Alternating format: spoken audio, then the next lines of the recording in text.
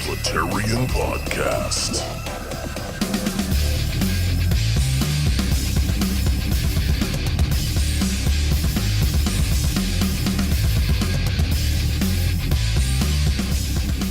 Good morning, good afternoon, and good evening. This is Ronald Johnson, Publitarian, coming at you once again with another episode of Publitarian Podcast. And I'm very privileged to have with me today Rob from Blu I Mafia Podcast. I did a show with him a couple months ago, and we had such a good time and just BS'd for almost 2 hours, and it was great. And I'm like, dude, you have to come back, and you have to be on my podcast now. And here he is. How you doing, Rob? Good. I do want to point out, though, that you were born white, so you've always had privilege. Me coming on your podcast simply enhances the privilege that you already received as a birthright. Oh, that's great. No, thanks for having me on, dude. This is awesome, and your podcast is killing it, dude. I love the format you do, the short. Like, I can't shut the fuck up, so my podcast suffers from, we go, oh, we're gonna do an hour, and we do an hour and 30 minutes, and it's good when we talk about stuff like octopus reproduction because that's insane. But then sometimes I think we pontificate sometimes too much. So it's a blend, but yours are like every time it pops up, I'm like, oh, I can listen to it. I know it's a clean 20 minutes. It's cool. It's funny. Yeah. I think when people see ours pop up, even our friends that listen to it, there's like 5 of them. I think that they kind of have to brace themselves just a little. They're like, fuck. I mean, they're funny sometimes. Sometimes it's just a shit show. And sometimes it's like the sprint versus the marathon. Yeah, right. Exactly.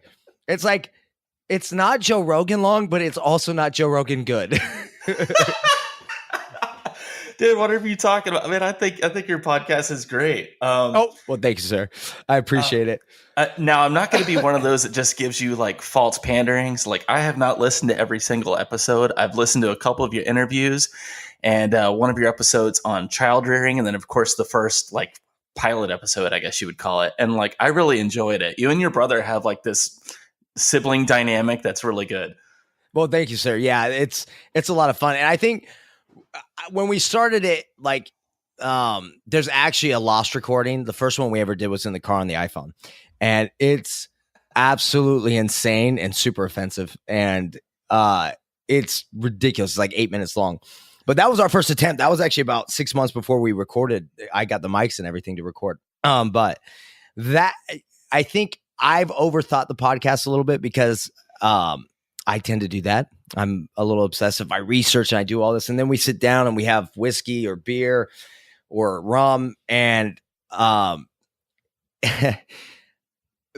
prepare, right? Like it's fucking Fox News or right. CNN. And you'll hear it in some of the episodes. Just like, it's not fucking CNN, dude. Stop. So I think that we're actually we've been working on it, right? It's kind of an experiment. Just like, what is this going to be like? How's it go? Originally, we had 3 hosts, and then our buddy had to leave because he's doing some stuff career-wise that doesn't allow for the podcast. He's like, I can't have that on the internet. Right. Heard. Yeah. So it's a learning experience, like you got to get comfortable on the mic. You got to get comfortable with everything. And then I've got to stop overthinking it because I'm doing separate episodes that I do by myself, like these interviews. And I'm actually developing other that I'm going to call like the Blue Eye Professor or something like that. Right. That are more like deep dives in and more serious and informational. Right. Like I've done a bunch of research on the religious right. My brother-in-law is going to kill me because I said I was going to do this episode like 6 months ago. I still haven't done it yet. I've read like 3 books and done a ton of research, and it's crazy, right? But that's part of the problem is I'm just like, oh, well, I don't feel like I know enough about it. Like, I think I need to like master it front and back. And so when I bring that to the regular episodes, the best episodes we've had are kind of ones where I wasn't prepared, because then me and my brother just are able to riff, and it just goes better. When I come prepared, he gets annoyed and he falls asleep. Literally, he's falling asleep during the podcast because he's like, dude, what the like, okay, read another article. Go ahead. Yeah, and see, like I'll do that too. I'll prepare for my shows as well, but I'll start to become a little bit more, I don't know, self-aware, I guess. Like especially if I'm reading an article, I go, okay, you know what? I'm not going to go through all 9 paragraphs of this because I'm probably going to lose some people. So let me just kind of get the cliff notes and kind of go from there. Yeah, right. Well, like one of the things I tend to do is, so I use this program called Scrivener, right? And Joe Rogan's actually talked about it recently. I had it first. It's a writing program.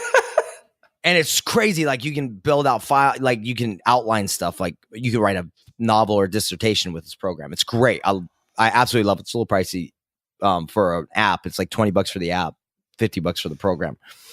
My wife was like, "What the fuck is this?" I'm like, "It's in the budget, dear." It wasn't. I'm just like, "It's for my art." That's right. I have to create.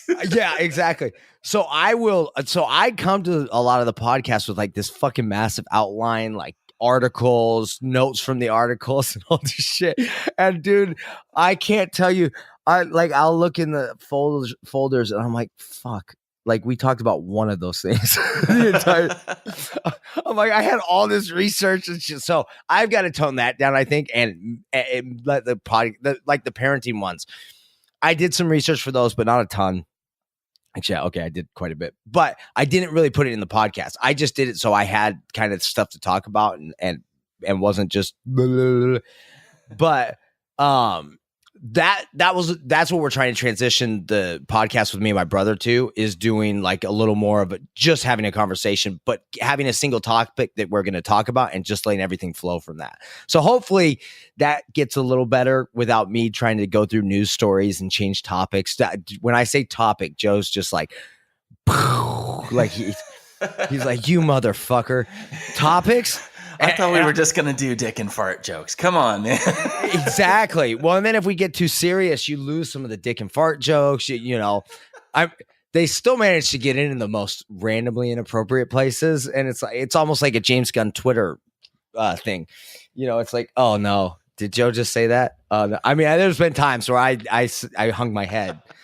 I was like, dude, do I have to cut that? And one episode, I've only edited out private information. I've left everything in, including one time when we recorded a driving episode, and he did this just as a joke, just to make me uncomfortable. But he may have said the N-word with an A, okay, very, very loudly in the car, in the middle of my sentence, just to make me. I'm like, dude, he's like, "It's funny because it makes you mad, bitch." Oh my gosh, that's great. Yeah, hashtag no racist. It wasn't racist. It wasn't directed at any person ever. It was just and like the A sound. If you had the A sound, you're okay, right? Isn't that the rule? Yeah, not if you're white now. With all this with all this privilege, bro. You are, dude. When we grew up, man, that's how we greeted our friends. We grew up in a Mexican neighborhood. All our buddies were Mexican except for one white guy, but he didn't like the Mexicans, even though he's a very liberal kid. I mean, when you grow up with those guys, man, like that word was never racist for us. And we're from California too, so it's like our uncles just live in Louisiana, and when we go back there, we're like, whoa. Oh, I bet there's white people that don't like black people. This is weird. Not my uncles. Some other people that we met. Too late. Busted. They both married Mexicans. They're fine. They married. Okay. They married Mexicans. They're good. They're my aunts. They're actually my aunt's husbands. But man, the culture's so different. So I think that's one of the things for us. We're Californians, and California is different, man. It's we're rare breed because we're conservative here, but it's like racism's not a thing in California, not like it is in other places. There's no history of it here in the same way. This is a Mexican founded area, right? Like it's a very different vibe. So for us growing up, calling your buddies, N-word with an A for your podcast, I'll withhold. Usually I won't. Thank you. Well, we do. So like one of the things, I hate the language control, right?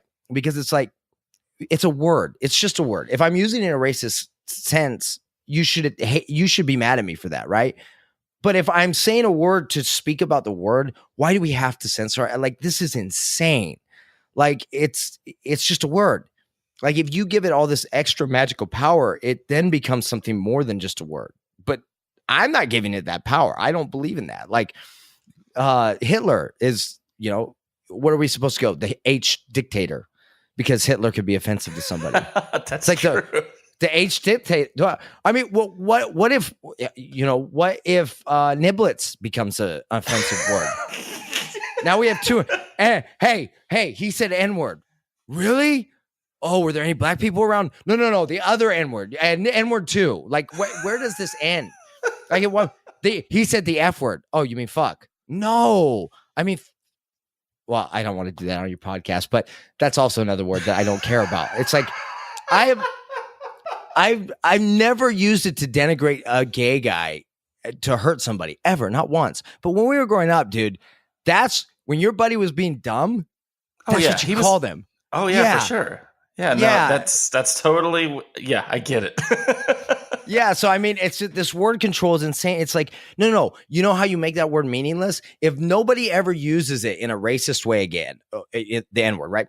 If nobody ever uses it in a racist way again, it's completely lost its power. If it becomes just a historical, out of date word, I'm forgetting the word that's supposed to describe that. Oh, I apologize. Archaic. Thank you. If it becomes an archaic word, I didn't take show notes, folks, and I just came up with that. Boom. The vocabulary. It's all about vocabulary. But if it becomes an archaic word that has no meaning in the present other than its archaic sense, like words Shakespeare used, right? That's what we want it to happen. But instead, it's becoming something completely different and actually becoming a much more prevalent word. I hear it more now than when I grew up, other than, rap music and stuff. But there's more concentrated focus on it now than I ever remember in the rest of my life. It's like, why are we all focused on this word again? It's like we're back in the 60s or something. Like, come on, guys. And then it was harmful before, and then like it kind of mellowed out a little bit, and now it's like come back and grown legs and arms and separate heads. It's like a big hydra now. Yeah. Well, I mean, what if my kids someday ask me when they're older, what does NWA stand for? What am I supposed to say? Like, seriously. Nerdy white aardvarks. I don't know. Exactly. And think of it though, honestly, if you never are able to utter that word again, ever, and no matter what the context or what the situation, I would say N-words with attitude. And my boys would be like, oh, okay, what's that word? What's the N-word? Now what do I do? And it's a transference of knowledge, because how do I tell them, you don't say this word? It's a bad word. It's hurtful to people. It's racist. I'm like, the N-word. And they're like, oh, pretty soon, eventually you'll hear, you N-word? What? Huh? Well, that's the word, right? No. That just stands for another word that we can't say. Oh yeah. Good point. Oh, but what's the word that we can't say? Well, we can't say it. Well, okay. Go ask Wiz Khalifa. No, and I knew this is how the interview was going to go, because I took all these notes of the questions that I was going to ask you. And I'm like, I'm going to ask him one question, and that's going to be the interview. And then we're just going to have fun with it. Yeah, right. Oh, okay. Well, I apologize, because I do have a tendency to be like I'm a squirrel, dude. Like when I was messaging you on Instagram to get the podcast going, I'm switching back to Breitbart News, something else. And I'm like, oh yeah, I got to see if he messaged me back. I'm bad, dude. I have no attention span. I would be diagnosed with ADD if I believed in it. It's one of those things where it's like, oh yeah, it's called being, distractible. Right. No, I feel that way too. I had that, but it was just like daydreaming in school and just like zero focus. Whereas people would try to like medicate the kid now, but back in, our days growing up, there wasn't any of that. You just better pay attention or you were going to get in trouble. And I think that cured a lot, Oh yeah. Well, if you wanted to be successful at something, you say, oh, you know what? I liked it. When I went into 8th grade English, I was failing in English. I was terrible at it. I just absolutely hated English.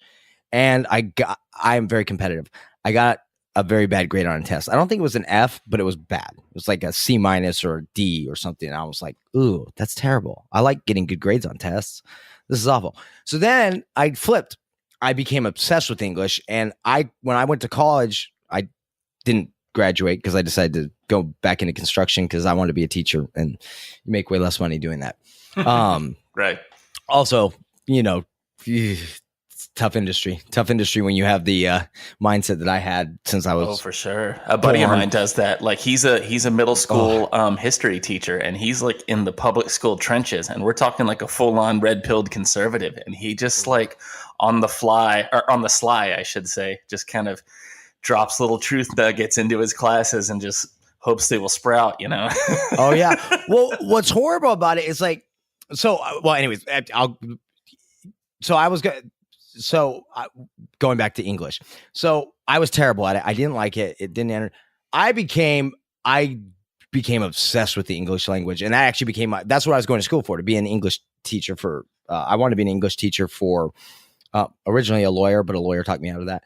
An English teacher for high school students, because I thought that'd be the most impactful place, because I think the lack of appreciation for literature and the power to communicate and get ideas across with your words, written or spoken, or however you do it, dance, mind, however, that to me is sorely lacking, the appreciation. So that was what I wanted to do with it. But I got so good at English too. I would correct my professors on grammatical stuff. Like I absolutely love English. So, but that's one of those things. It's something I hated. Yeah. Oh, dude, I would, in my free time, I still have the book that I learned this from too. I had this English grammar book, and it shows you how to diagram sentences, right? And you're talking relative adverbs, gerundial phrases, deep. Fuck verbs and nouns. We know what those are. We're going deep, man. Relative adverbs. Deep. And I would sit there in my free time and construct a sentence that was super complicated with dependent clauses, independent clauses, ellipticals, and I would sit there and diagram it. If I couldn't diagram every single word and punctuation mark, I would open that book up and I would study. So that didn't come from taking some fucking Adderall. Yeah, that didn't come from Adderall though. That just came from me going, oh, I don't like being a failure. And dude, right now my diagramming skills are weak. I would have to go back and study for many hours to get to that level. Cause at one point, dude, I literally you could not give me an English sentence that I could not diagram to the period at the end. Wow, that's crazy. Yeah, and I would tell people, write a sentence out, I'll diagram it for you, and they would, and they'd be like, "But what the fuck good does that do you?" I'm like, "Well, don't do that." To not be dumb, that's what. Right? No, I don't think the knowledge. I may have to cut this out, but you're getting some way like digital garble. So I don't know how I sound on your end, but you're like really breaking up on my end. Really? Damn it. You sound great on my end. Oh, well then that's fine. As long as it's recording to you and you can get it to me, then we'll let it roll. Yeah. All right. Yeah. It looks like it's still recording. So I think we're good. It looks good because that's locally recording for us. So we should be good. Okay. I'm sorry for interrupting then. Go ahead. Oh, no. Go. Oh, okay. I'm going to shut the fuck up now because I'm doing my ramble thing. Go ahead and hit me with some questions, dude. Go ahead and hit me with some questions. Because I will literally ramble until the sun goes down. Well, I had a two-part question here. The first of them, obviously, was, you've explained this to me off the air before, but for my listeners, obviously your podcast is called the Blu I Mafia Podcast, and you're on Instagram as Blu I Mafia as well. How did you come up with the name Blu I Mafia Podcast? And then part two of the question, I notice you have other Blu I Mafia personas as well, and explain what those are to me, please. Okay, so Blu I Mafia is something I love Sinatra, my favorite singer of all time. And when I was a kid, I don't know how old, maybe 12, 14, 16, I'm not sure. I know it was before I was 17. I came up with this term Blu I Mafia. because it was an homage to Frank Sinatra's Blue Eyes. And I wanted to create some kind of fraternal organization to take over the world someday or something. I don't really know. I just decided if I ever start something that needs a name, it's going to be Blu I Mafia. That's what it's going to be. And so over time, I kind of expanded on that idea. And there's three godfathers of the Blu I Mafia. It's John Wayne, Frank Sinatra, and Winston Churchill. And Churchill's Those are really three good choices. Yeah, exactly. Well, and Churchill is really the epitome of it. I kind of call him like the Dawn of Dawns because he was a soldier. He was a politician. He was a statesman. He was a writer. He was everything that you could want to be as a man. I mean, he was the shit. So the idea was like when we started the podcast and everything, it was kind of like, let's just see what we're doing here. And I was kind of developing the idea of Blu I Mafia. So now there will be sometime in the next month or 2 or 3. Who knows? It takes a while. I'm building a website out that I want to put different content on. But the idea is finding the truth. The motto of the Blu I Mafia, not the podcast necessarily, but the overall Blu I Mafia is quid est veritas. The question Pontius Pilate asked Jesus, which is what is truth, right? So that's the idea, is having honest conversations, honest information, and trying to find the truth. And I want the Blu I Mafia to be less, it's not, I mean, I'm obviously quite political, but I don't want it to just be like a polygram. It's a philosophical question, right? So it's, how do you parent? How do you deal with teenage kids? How do you deal with politics at work? How do you deal with sexism? How do you deal with abortion? So it's not just political, because I'm not a fan of either political party. I think they're both dog shit. And I think that they're actually a mono party pretending to be two parties. So the idea of Blu I Mafia is finding the truth. And in anything that we decide to go into, it's finding the truth of that. Like the religious right episode that it will be coming eventually. I don't know. Give it a month. No, that's cool.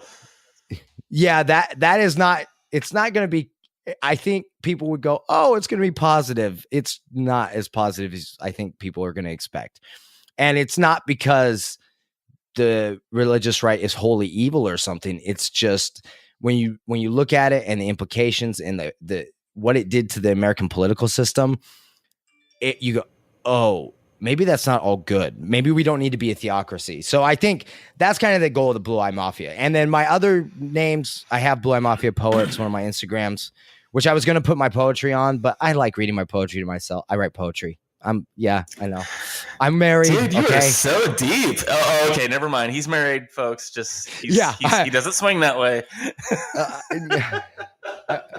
I mean, unless I have enough alcohol. I really don't. Hey, $20 is $20, right? Right. Well, actually, so the first place I ever started doing audio recordings was actually, there was this app called it was called Haiku originally. They changed it to Ku, and now it's defunct. Which I'm kind of pissed about because I used to have that app. Yeah. Dude. I actually still know some of the biggest writers on there. I did what was called the Ku cast. So I would do the little audio recordings and just do crazy random, the Joker, Christopher Walken impression, terrible Christopher Walken. But I would just do these random little things and then get people to comment, and I would do the next thing and the next thing.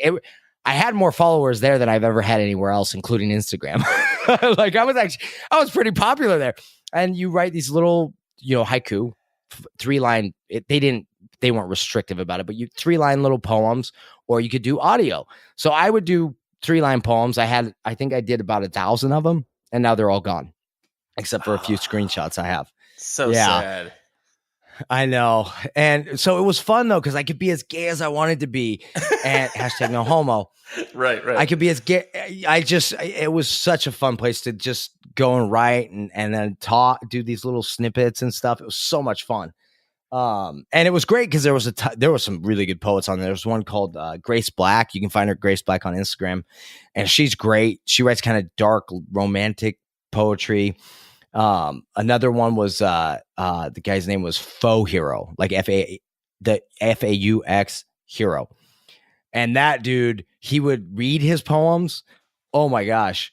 The girls love that guy because they were like little romantic poems, but these are short. Dude, I used to call him the panty dropper, and I would post that on his stuff, and it was awesome.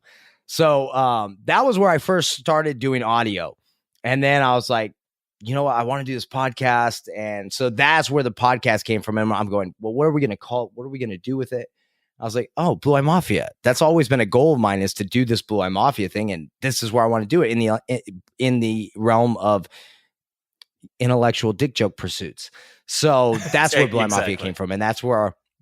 And my personal username right now on Instagram, don't go to it because I won't let you in because my wife doesn't want people seeing my kids and stuff.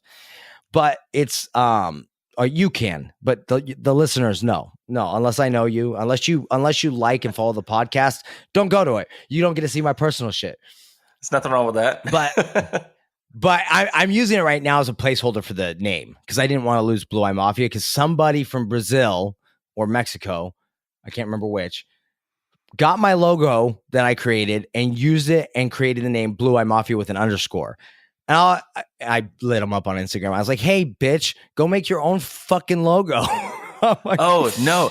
What you're saying here, this is true. This happened to me. Like that Publitarian logo that I have, like I made that in Photoshop. That is mine.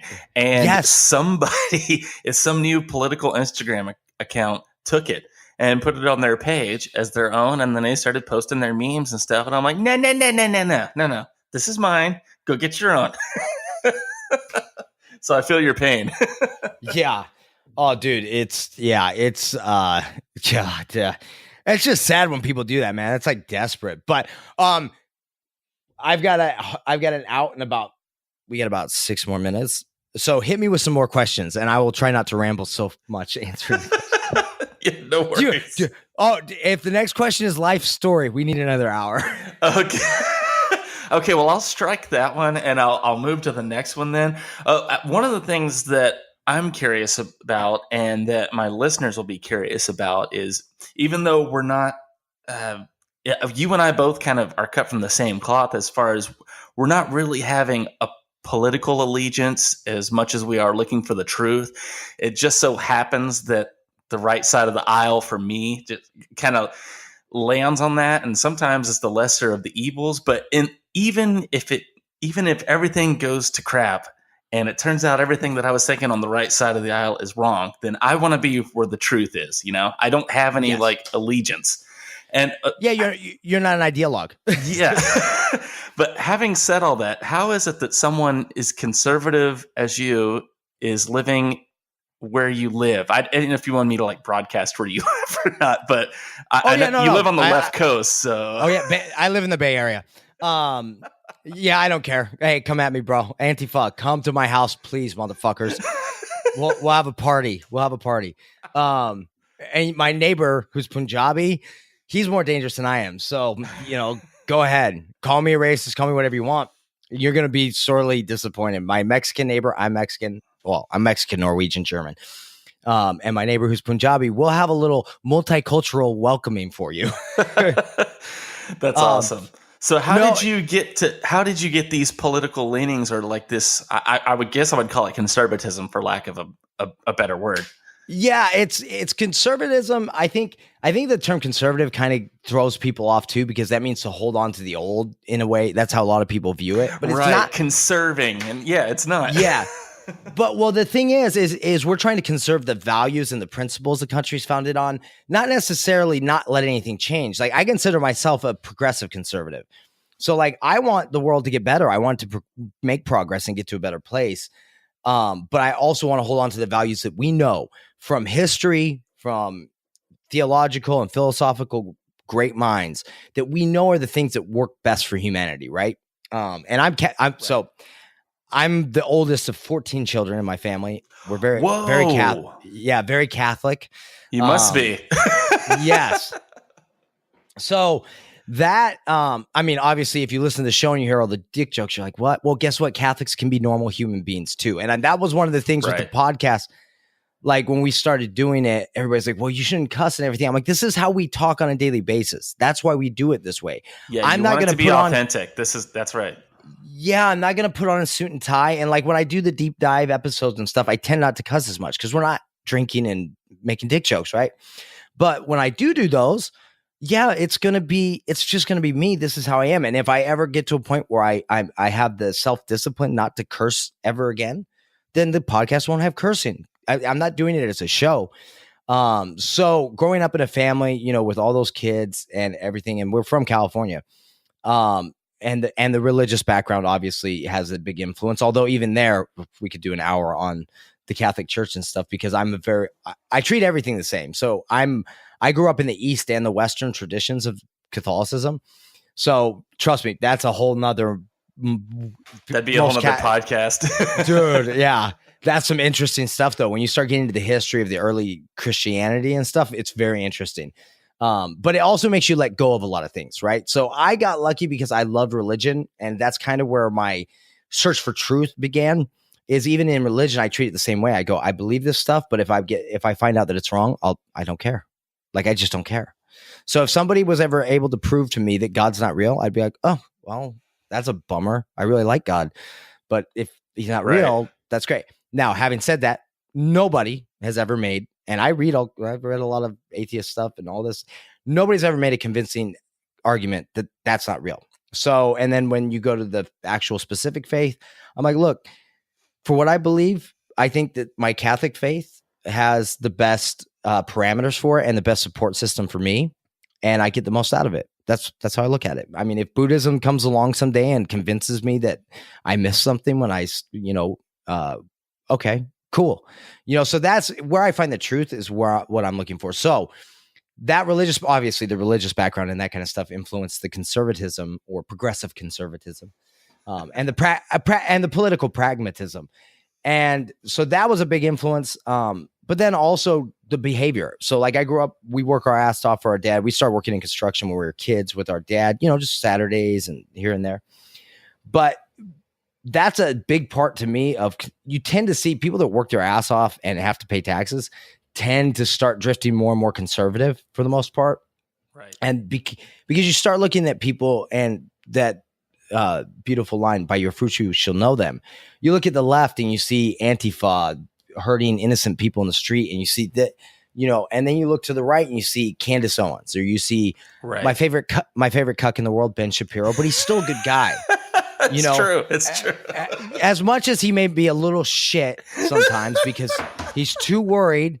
He's too fucking worried about what the mainstream media is going to say about him. And that's what I truly believe. And he's a little bit of an ideologue too, which we'll have to do a whole nother podcast on ideologues.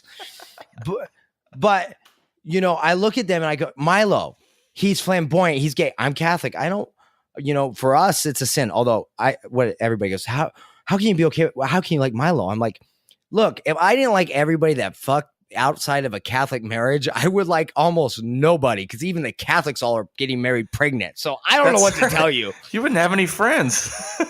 I seriously wouldn't. I mean, trust me, everybody I know, like, it's like, well, you guys are, you know, you guys aren't doing it how the rules are. So stop judging everybody, right? Like, stop doing that. It doesn't matter. Like, at the end of the day, your relationship with God and your religion, or however you do it, that's between you, and that it's between you. It's your thing, right? Yes. And so even conservatism, like your value system, this is the value system that I found to be beneficial to me, and it makes sense. It fits with how I live my life, and it fits with what I want to aspire to be, right? And I don't see complaining and blaming everything or admitting my male white privilege, hashtag last name Gomez, you know, I don't see that as being beneficial. Like, what's it going to do for me or anybody if I'm like, yes, I have white privilege, and for that, I'm so sorry. No, I'm not apologizing because I was born with a lighter although in the summer I get pretty tan. So, you know, it's like confusing too. I'm like, I have white privilege, but it goes away when the sun's out. What do I do? It's like some kind of vampirical white privilege. Yeah, right? It's like, I don't know what to do about this. But yeah, so that's how I'm conservative on the left coast. And the other thing is, I don't care what other people think. So if you don't like me, cool, fuck it. I'm happy reading a book or watching a movie. I love watching movies. I love movies. I'm happy doing that by myself rather than sitting in some vapid, you know, self-congratulatory crowd that's like, oh, you have the same values as us. You're a good person because I fuck you. I don't care if you like my values or not, and even if you agree with me, okay, great. We agree. That's awesome. What do we not agree on though? Because it's really fun to talk about that shit. So Right. that's kind of where it comes from. And my parents, my parents are hardworking badasses, and they're not perfect, but nobody is. But they gave us a solid foundation, a great life, and I appreciate everything about it. And we were never rich or anything, but we had a good life. And you've got to appreciate and be content with what you have. And the left side of the ideological spectrum is not that. They are malcontents. They're not just discontented; they're malcontents. They want what others have, and they're not happy that others have it. And I don't like that. I don't like that at all. That was actually my last podcast that I did. I was talking about Karl Marx being like the original hater of, modern history. He was like the sad trolls that are just like, you're racist. But we could do another podcast on that too. Oh, dude, I've got a story. I've got to get going because my next interview of the evening, which we had technical difficulties, which is why this isn't longer. Yeah, and my bad. It was my bad, folks. No, it was my bad too, because I should have been like, hey, dude, I think it might be on your end.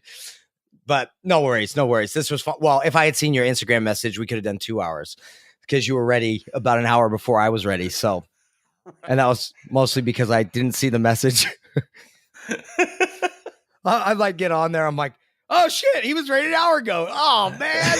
You're just kind of sitting here twiddling my thumbs with the studio fired up and ready to go.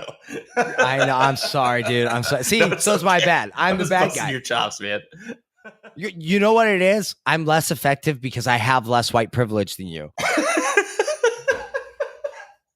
It's the systematic oppression that a quarter of my bloodline has had to deal with since the U.S. conquered Mexico in the United States.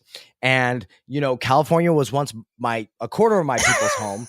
So, I really had to struggle with that. Do you know how many jobs I work in construction? Do you know how many jobs I've been turned down because of my last name?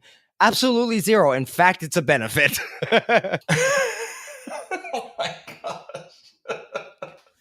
They're like, Gomez. Oh yeah, you're hired, man. We don't have to worry about it. You would think with the last name that would just be like a no-brainer in California. Oh yeah, dude. It works out well. It's a good name to have. Shit. I know we're getting like close on time here, so I'll skip the next thing I was going to ask you because it was going to be about your favorite conspiracy theories, and I know that will put you down a rabbit hole. You know what? Honestly, the next podcast we do, we should just do that, and we should do it soon. That would be a fun one. Are you saying that this wasn't fun? Say that one more time. Are you saying this wasn't fun? Right at the end, we get a fucking delay. I'm hearing like clip, clip, clip, clip. Oh no, it's not fair, dude. Okay, check. Oh, there you are. There we go. I got you back. Yeah, dude. Thank you for having me on. I was just shit talking anyway, so go ahead. Well, thank you very much for having me on. We'll have to do it again. I got to have you back on as a guest. You were awesome. And my brother-in-law in particular loved you on there.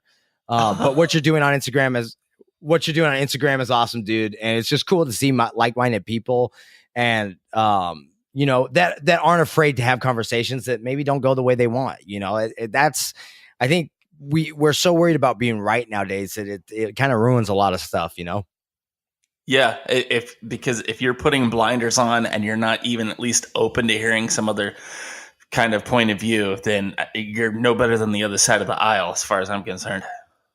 Oh yeah, for sure. But yeah, no, dude, it's a blast coming on your podcast. I'll do some shameless plugs now. Check us out at BluIMafia everywhere. Just type it in. It's a weird word. It's BLUI Mafia, and we'll pop up. See, he plugged himself. I was going to say, hey, where can we find out? He's already got this. He had this rehearsed. He was ready to go. Oh, yeah. I'm like, I'm going to convert those listeners, damn it. What? That, right. I've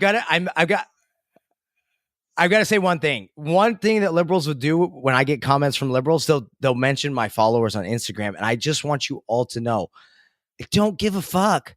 I probably could get more followers if I was actually good at Instagram, but I'm not, and I'm aware of that. I don't give a fuck. I do this for my entertainment. You can never insult me by saying, if nobody listened to my podcast, I will do it for the next 10 years because I have fun. So it's fun, just right? remember that, people. Oh, dude, it's a blast. It's like I'm talking. I get to listen to my own recordings, mostly for sound issues, like mouth breathing brother of mine. But yeah, no, dude, it's a lot of fun. And like I said, dude, you're doing an awesome job. I love your podcast. I listen to it every week. The only one I haven't listened to is your newest one, but I've listened to every single one, a couple of them twice. They're very funny and humorous, man. You're awesome. And folks, I am not paying him to say this. No. Well, and actually, you've got a special endorsement. Hold on one second. Yeah, this is Alex Jones. I just want to say, I've been getting some really good information from Publitarian. In fact, sometimes I wonder why I even do my show anymore. It's just, it's so much quicker, and he doesn't lose his mind as much. And, Publitarian, I just want to say, you're the best, man. You're the best. I love you.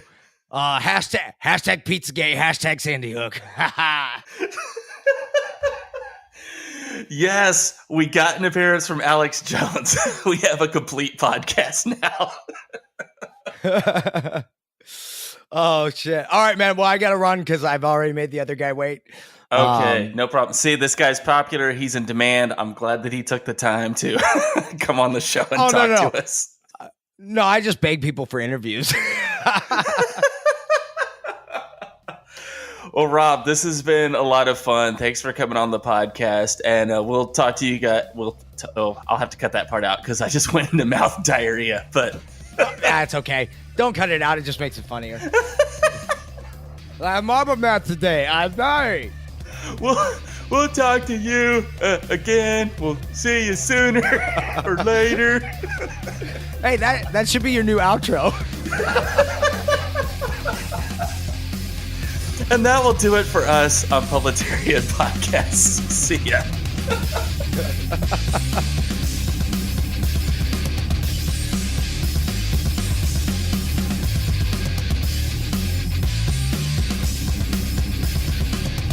You've been listening to Publitarian Podcast. Copyright 2018.